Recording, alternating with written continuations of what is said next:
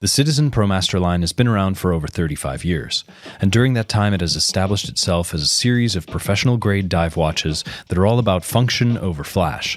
This new Promaster reference BN1024 is an evolution over the BN0150, a watch that established itself as a solid tool for recreational divers. But now, Citizen have pushed it into professional territory. The new watch is bigger, more robust, and rated for deeper dives.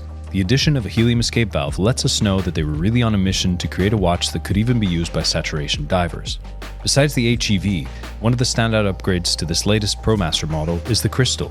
Previous references used mineral glass, but this one gets a 4mm thick sapphire crystal with anti-reflective coating. And that's a big deal if you're actually using this watch in the rough conditions that it was intended for, as sapphire is far more scratch-resistant and durable. A noteworthy change has also been made to the bezel.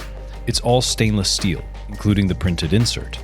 Although this might seem like a step down from ceramic, or an odd departure from the classic aluminium, there's functional logic to it.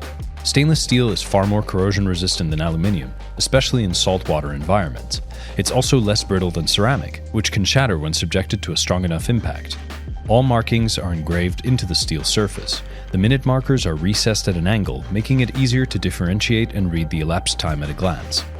Inside, you've got Citizen's EcoDrive E365 movement.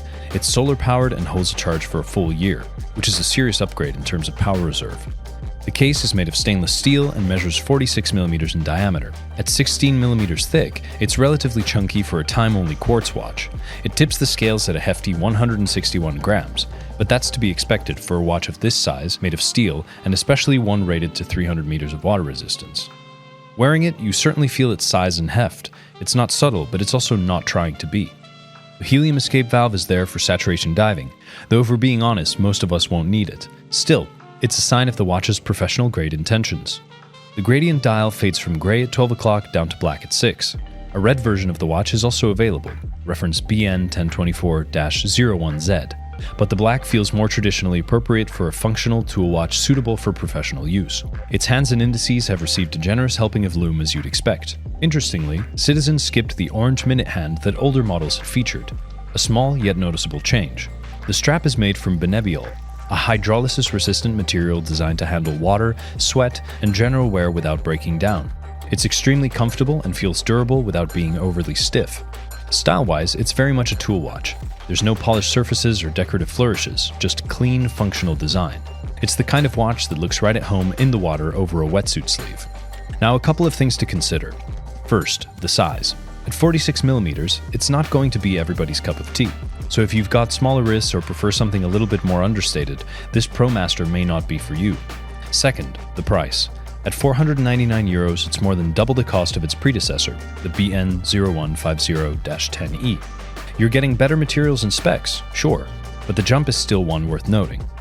If you're not planning on taking advantage of the 300-meter water resistance rating or the helium escape valve, the older model might still serve you well.